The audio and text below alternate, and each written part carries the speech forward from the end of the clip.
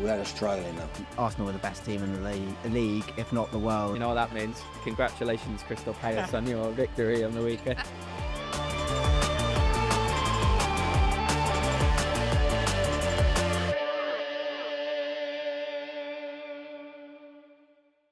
Hello and welcome to another episode of Pint-Sized Presses, brought to you by HaytersTV. I'm Aisha Galati and I am joined, as always, by Dan Bennett and Nayan Murthy. Cheers, guys. Cheers, everyone. Friday. Last week I cheersed you both and you didn't cheers each other, so Well, we've all make sure cheers. to cheers each other this cheers week. this week. And as always, we are in the heart of London at Box Bar Piccadilly, the only place you want to be to watch your sport. Full of screens, any sport you want to watch, come here and get involved. It is the place to be. Well, there feels like no other place to start than the biggest game of the weekend, which is Arsenal against Man United. Now, before we discuss all things of this big match, we will throw to our reporter, James St Dennis, who heard from Mikel Arteta earlier today. James St Dennis here from Arsenal's training ground. We've just heard from Mikel Arteta ahead of Arsenal's Premier League clash against Manchester United.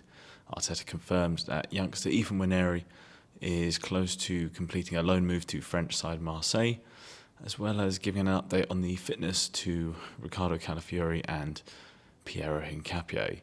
Both could be involved this weekend. Gabriel Jesus and Victor Gyökeres and the returning Kai Havertz. Something that you wanted maybe from the start of this season, isn't it?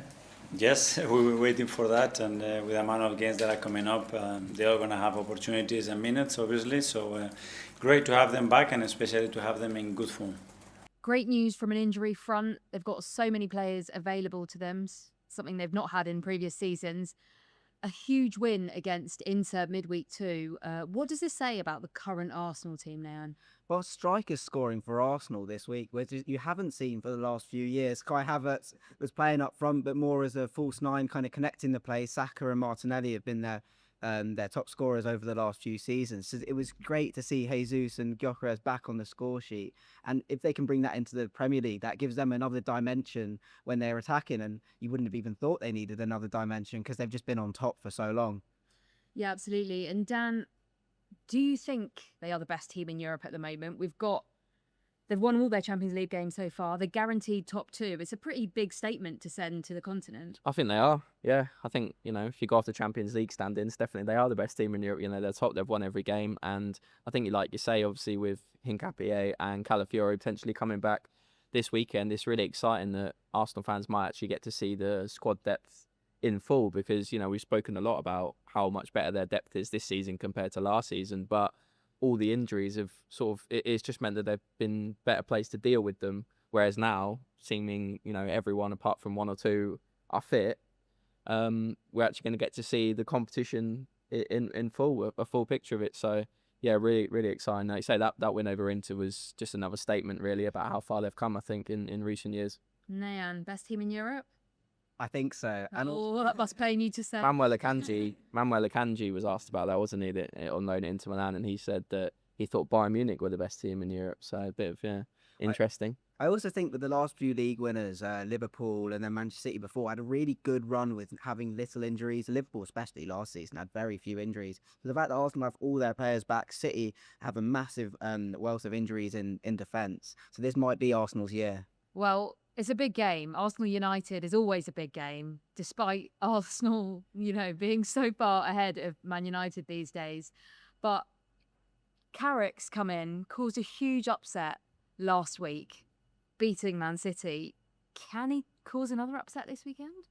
I think also the massive thing about last week was not only Carrick coming in, but also Brian Mbeumo and Amad Diallo being back. Like, Brian Mbeumo scored, and it was just a better performance from United because they had more dimensions in attack. We're talking about Arsenal having more dimensions in attack, and Man United having it definitely helped last week in a massive upset against Manchester City. And Dan, something we've seen from Carrick, he's already gone and watched an under-21s game, which it's been a huge ethos at Man United, the youth, getting those players through. And it feels like it was maybe a gap or something that maybe Amorim was less interested in. Yeah. He didn't go and watch a game. According to the reports, he never watched an under-21s game in his whole tenure there, which is quite surprising, really. But we saw Kobbie Mainoo playing at the weekend. Carrick again today reiterating the importance of a player like Mainoo to the squad. What do you make of that? Yeah, I mean, the rhetoric from Carrick is completely different to what we heard from Amorim towards the end of his tenure, and that was one of the main criticisms of Amorim, wasn't it, towards the end of his time as Manchester United manager, was that he wasn't embracing the young players enough. Obviously, a lot of talk about Kobbie Mainoo and him not playing and question marks over his future. But like you say, he's come straight back in now, and now they're talking about a new contract for him maybe. So it's just funny how things change so quickly in football. They just turn like that, and suddenly Mainoo's looking like a key player for United again, and he might get a new deal out of it. But I mean, just on United, I couldn't believe how different they looked last week. It was amazing. They looked so good. It was so different from what we've seen, in weeks prior under Ruben Amorim. They were so aggressive. They were so on the front foot. They just didn't give City any time on the ball. They were constantly disrupting them. And you touched on Mbeumo there as well. I thought he looked really good as that sort of the main striker. I do wonder if maybe that's something that Carrick will stick with. He's obviously been more of a player that comes off the left, and Sesko's done okay, Cooney's done okay there, but I think Mbeumo has looked the best in that role. So I do wonder if maybe he'll stick with him in that role. I also think Dorgu being so good was testament to Michael Carrick, because everyone thought when he's brought in, that's a Ruben Amorim player. He's there to play in a 3 at the back as a wing back. But Michael Carrick used him when not playing a 3 at the back, and he pushed forward really well and was one of Man United's better players on the day. And I just think the fact that he can use players that have maybe been said that they can only play in one system or a few systems and use them in his own system is brilliant. Yeah, well, I mean, let's not get ahead of ourselves. It was just that one game, and we've Get seen the contract out. Give him whatever he wants. Says a wheel. Yeah. No, it's. I mean, it's a huge test this weekend, right? Of course, there's that new manager boost. United haven't won at the Emirates in the league since 2017. That shows you just, I guess, how good Arsenal have been and how off it Man United have been. I guess that leads me to the predictions and what we're going for, Nayan. I always get right nervous for these predictions. He's sweating. Yeah. I won't bring it up again. We brought it up last week. Don't worry. I think that Arsenal are going to win, but that shouldn't be anything bad on my Carrick.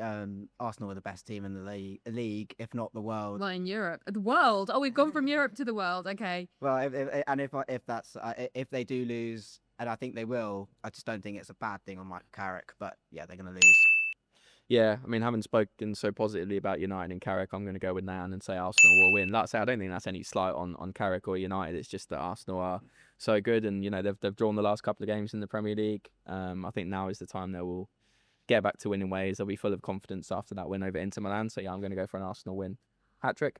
I'm going to, okay. Why not? I like playing devil's advocate, don't I? No, I was actually going to say about their draw. They've had a couple of draws recently. I'm going to go with the drawing. I could see it. Yeah, United might continue that new manager bounce, and yeah, why not? They'll might steal a point. Yeah, we were speaking earlier. Carrick's got an amazing record as United manager. I know he's only had 4 games. Was it 4 games? Yeah, 4. 3 last time and 1 now. But his record's been amazing. It's like quit while you're ahead. Do a Sam Allardyce at England and have the best ever record. I don't think that was his choice, to be fair. Not sure I call him that a quitter. Yeah.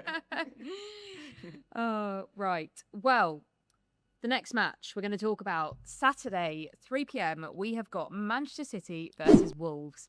Our reporter Stan Smith heard from Pep Guardiola earlier today. I'm here at Man City, where we heard from Pep Guardiola following back-to-back defeats for his side, who will look to bounce back in the Premier League this weekend against Wolves. We are struggling now.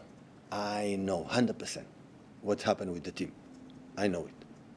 So try to give a little bit more time and give it. Will it be enough? I don't know. I know it's a disaster having 13 points in the Champions League, I know that. But they have 8 points with 13 points. 18 to 13 points. One of them, one of the best teams in the world. But for them it's fine, but for us it's a disaster. I know our standards are so high, guys. Things aren't so good at Man City as they have been in recent times. That loss to Bodo in the Champions League midweek. But, it was a huge win for Bodo. They were absolutely, they couldn't really believe what was unfolding before them. City players actually refunded the fans' ticket costs as a result of that. So they obviously felt a certain way about that. What have you made of their recent form, including, I guess, their Champions League dip? Bodo's a tough place to go. I went there for the Spurs match earlier this year, and last year, sorry, and it's cold and it's the AstroTurf pitch. So you can't say so much that City weren't, whether the City weren't at their best, but you can't say that it's a completely unexpected result. Bodo are a really good team at home. They pulled off some massive upsets in the Europa League last season, but Manchester City haven't been good enough. Rodri's looked off the pace after that injury. I think that's a massive part of why City haven't been as good as they used to be when they were winning the title under Pep Guardiola. Of course, that loss to United last week. They haven't won in 4 Premier League games. Dan, can they turn it around?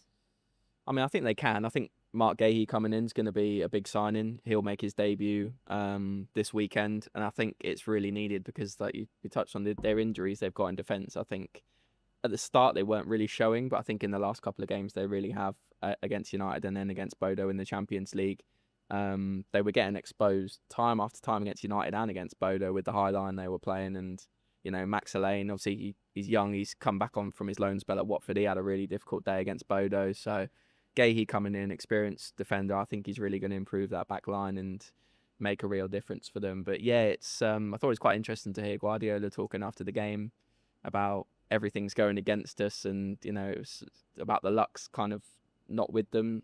Quite interesting. And yeah, like you say, Rodri sent off as well at a pivotal time in the game. So yeah, there has been a lot of things that have gone against them recently, but I do think they'll start to bounce back now with the new signings they've got.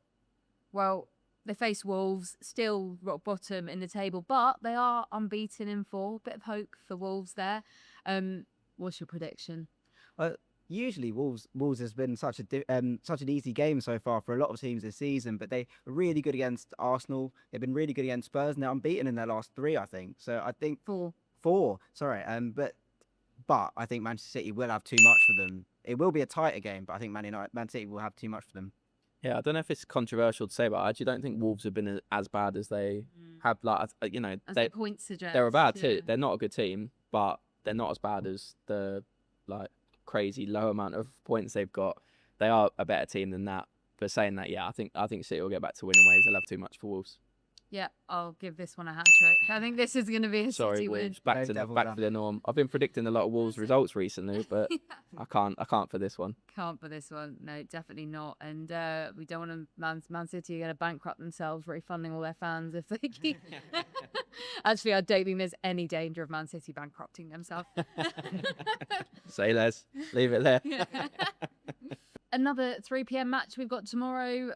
Burnley host Spurs, and Nayan was at the Spurs training ground yesterday to hear from Thomas Frank. I was at Thomas Frank's press conference today, where he gave an update on Lucas Bergval's fitness after he went off early against Dortmund, his lunches with the Spurs hierarchy this week, and he spoke about the importance of Mickey van der Ven to his Spurs side, amid reports that he could leave the club this summer. There's sort of talk of 100 million sort of being slapped on his head as kind of the price tag. Would that force the club to consider selling him, or is he kind of off limits and not for sale, whatever the price? I would say he's very important for us. So Mickey is a Tottenham player now and for the future. A massive win midweek against Dortmund. Nayan, has this eased the pressure off Thomas Frank, at least for the meantime? I think it has, in the sense that I don't think it should. But the analysis on football is so fickle, where you win one match and suddenly everything's rosy again. And obviously I was at the press conference yesterday, and all of the questions and all of the feeling around the club just felt much more positive. Thomas Frank felt much more positive. But this won't go away. They still have so many injuries. Obviously, Lucas Bergval's going to be out for a longer period of time. Some reports are saying close to 3 months. And Bentancur's out. They brought in some new players. They brought in Sousa and Gallagher. But I just don't think that they're going to keep playing that way with this little players in the squad available. Well, there's news that Andy Robertson might be making a move to Spurs. Dan, would that be a good move? I was really surprised by this one. I mean, that came out of nowhere. Weird. I don't really understand it. But when you look at it, he's a player with experience. He's been a great player for Liverpool. He's not as good as he once was. And the left back they've signed, you said Sousa, obviously he's very young, so maybe they'll look at it, sort of getting a loan for him. And Udogie's very injury prone, so yeah, I think that they could use some more depth at left back, but it's not really the type of signing that fans are crying out for and that fans want to see. It's a more depth at left back. What they need is to strengthen their forward line in attack, and I think that Dortmund game eased the pressure on Frank briefly, but if they don't beat Burnley, it's just going to come back, isn't it? It's just going to go back to the same situation again. And their league form has been dreadful. That loss to West Ham last week was, I mean, we spoke about it, didn't we? About maybe that could be the last game for him. He's still in charge. Obviously, that Dortmund win has bought himself a bit of time, maybe, but pressure's right back on now, I think. Wasn't that meant to be El Sakiko? Well, it was, but didn't pan out that way. Nayan told me off for using that term, and he was right. So Just on that Andy Robertson one, and you sort of spoke about the importance of his experience. I think that Thomas Frank said he had a big choice between putting Dominic Solanke in for that Dortmund game or Matis Tel because of the Champions League rules, and he chose Solanke, and he cited that experience was one of the main reasons that he made that decision. Even though Solanke's not fully fit, he just went his experience in the squad. He's been playing for a while. He won the Europa League, and I just think, well, Tel did too, but he was a bigger part of it. And I just think that experience maybe Frank wants in the squad, because he was really big on it when he said that he was picking maybe more leadership needed. I think that's been quite a common theme when fans have talked about the team, isn't it? About the need for more leadership. And I think Solanke being back's a massive boost. Obviously scored against Dortmund. It was a bit of I don't know, a fluke, but it wasn't exactly I'd call it a fluke. The finish he would have wanted to do, but yeah, classic 3-touch finish. You always do. I think him being back will be a big boost. So you mentioned Thomas Frank needs to win this one. Dan, do you see him winning? Yes, I do. I wasn't expecting a yes after that. Yeah, I thought about it, but I think they will be buoyed by that win over Dortmund, and the injuries are a massive problem. They are a concern, but I think they will still have enough to beat Burnley. I think they're going to win. I think they're going to slip up. I think they're going to draw. Burnley are a tough team to go to, especially at Turf Moor, and I just don't think Spurs have enough going forwards, and I think that's gonna stick them up. I'm going to go for a Burnley win, guys. Wow. Yeah. We've all gone different. Yeah. One different. Keep it interesting. Keep the viewers on their toes. As always, get involved in the comment section. Tell us your predictions and get involved in the conversation. We love to hear from you at Haters TV.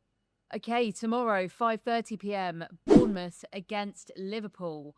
Before we jump into this one, our reporter Nazira Youssef heard from Arne Slot at Melwood today. This is Nazira Youssef from HaytersTV. I am outside the Axel Training Centre, where Arne Slot has been speaking to the media ahead of Liverpool's Premier League clash away to Bournemouth. Not just that as well, coming away from the press conference, the main story from it is that Arne Slot's gone on to say that Liverpool will not be strengthening in the transfer market ahead of that February 2nd deadline.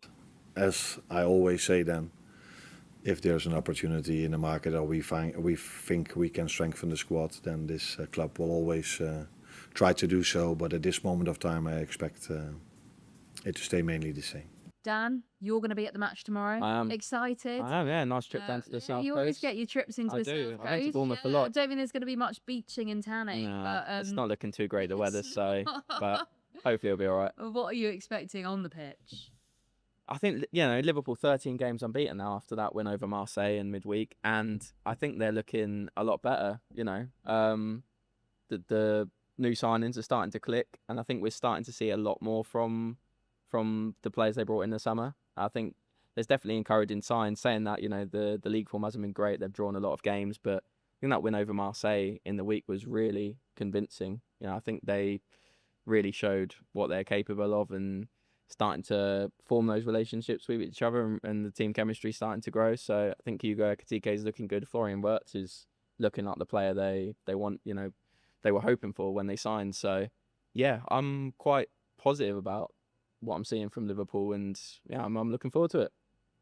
Again, they're another side that have had injuries, and Hugo Ekitike, I know you touched on him, but I think that Alexander Isak injury could have really derailed their season, which wasn't going well at the time at that point as well. But the fact that Hugo Ekitike has really stepped up, came in as like the second choice striker, maybe play on the wing because Isak's the main guy, but he's come in and proved that the £69 million they spent on him was really worth it, and he's been brilliant. And of course, Mohamed Salah back.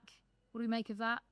Well, he had a so-so game against Marseille, but I think, as we spoke about with Spurs, his experience will be really important for Liverpool. He's been there, he's won league titles, he's pushed Liverpool up the table before, and I think maybe Liverpool need that. They've got a young squad. A lot of the signings they brought in were young, so I think having him back from AFCON might help them get through results, get through games. Yeah, I think all that drama seems to have sort of died down a bit now, and certainly Arne Slot will be hoping that's the last of the sort of issues between himself and Salah. And when he was speaking about Salah's return, he was speaking about how many chances we've created and that we've not scored enough. And Salah is exactly the solution to that. Well, what we've seen from Salah, and since he's been in the Premier League. So yeah, he's not on the pitch.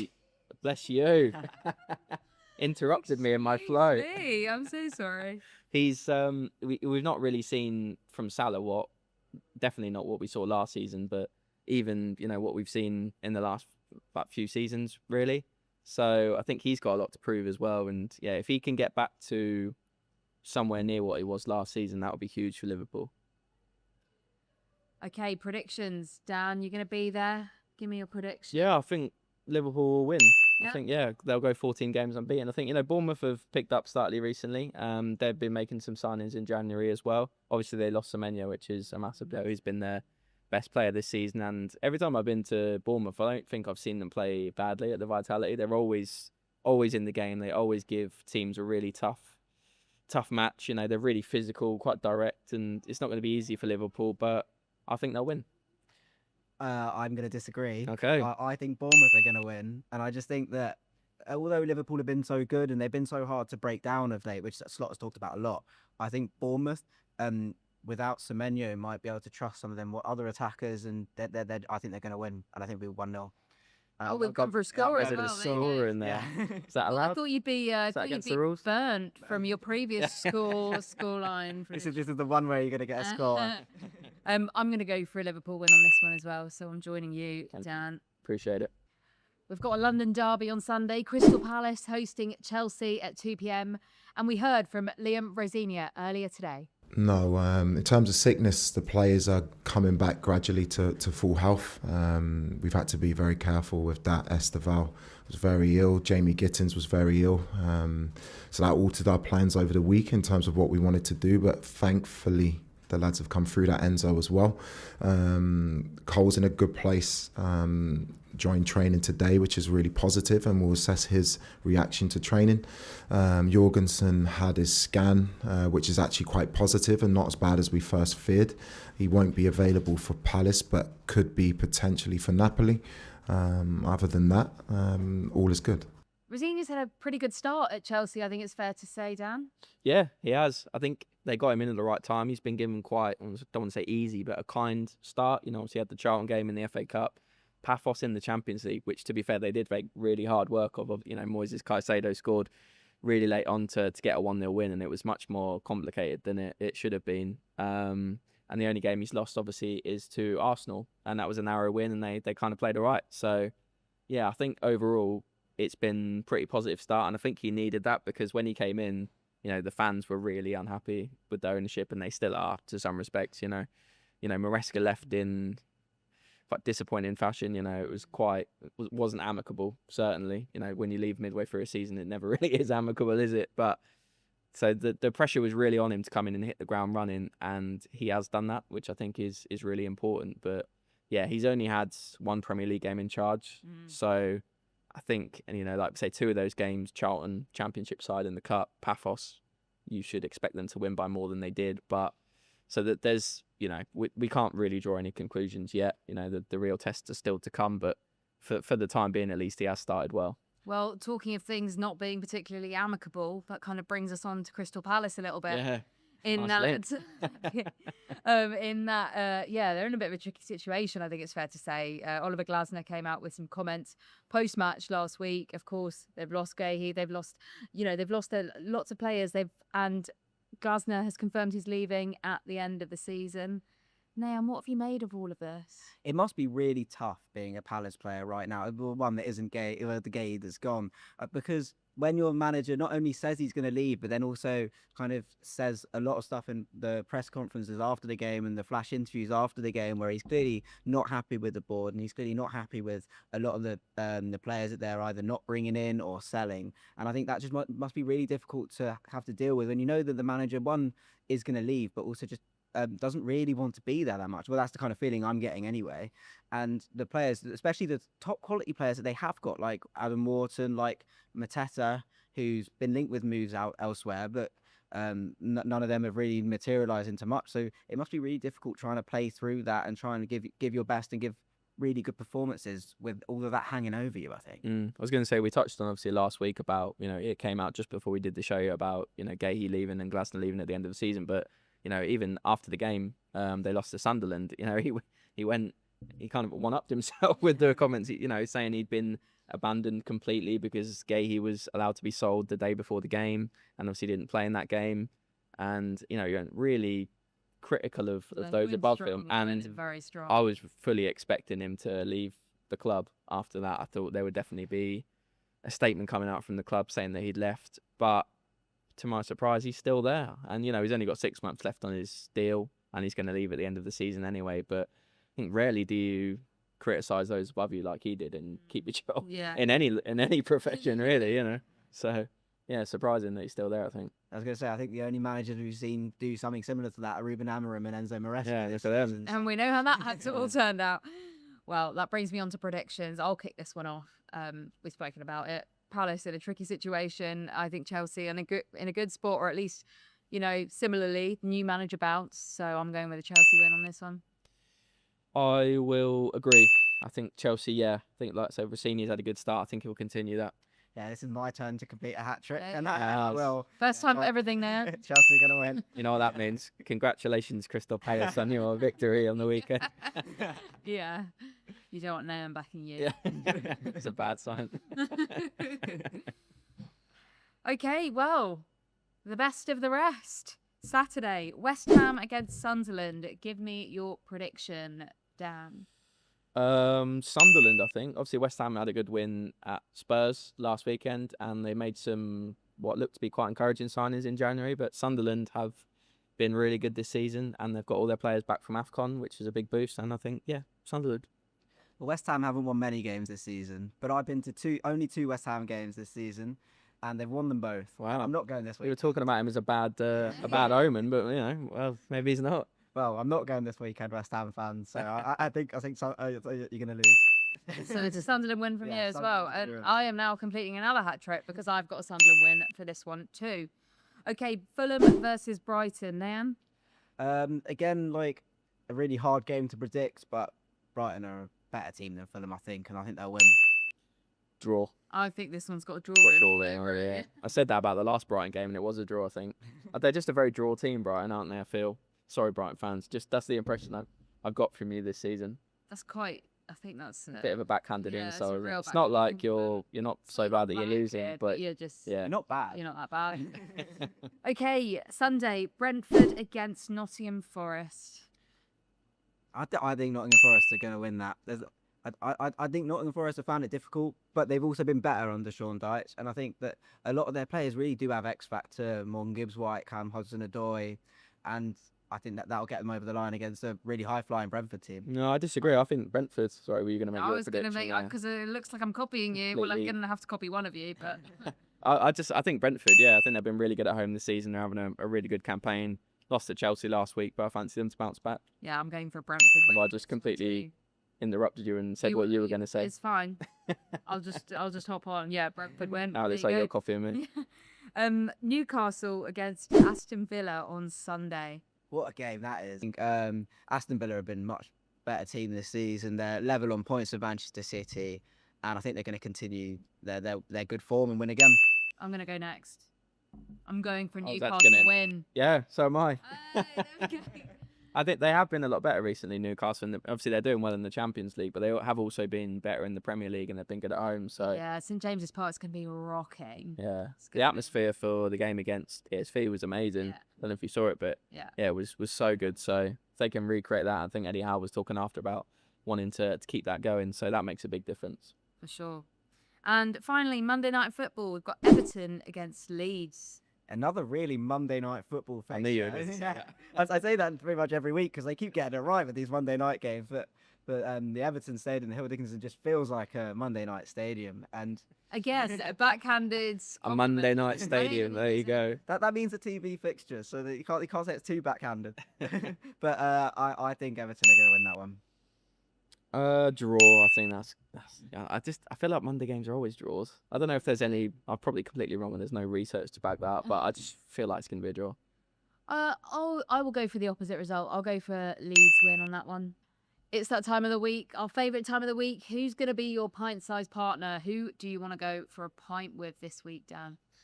Mine's a bit of a rogue one. I don't think you're going to expect it, but having watched the AFCON final last week and Sadio Mane. no, and the absolute chaos that ensued, I would like to speak to the referee of that game, whose name I don't know. I'm sorry, but that was, you know, I've never seen something so bizarre and so crazy happen in a football game, and the referee was front and centre of it. You know, he disallowed the goal for Senegal when Sarr scored for a foul, and he awarded the penalty. And then I know, obviously, when the Senegal players walked off the pitch, it was kind of everyone was focusing on the players and the manager. But I also thought, like, why is the referee not doing anything?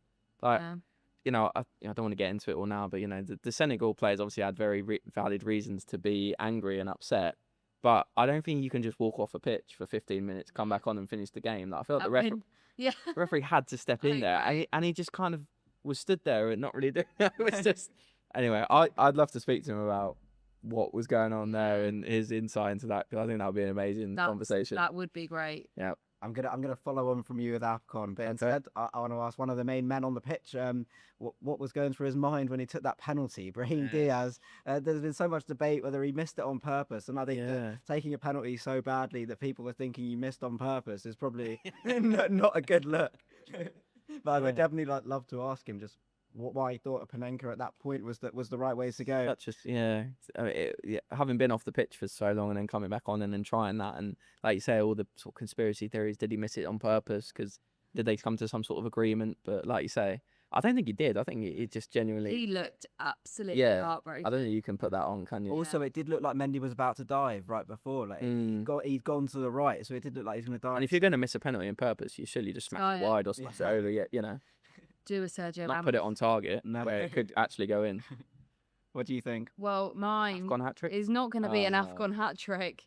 The other biggest story in sport this week, I don't actually even think it's sport. It's sport adjacent. It's tenuous.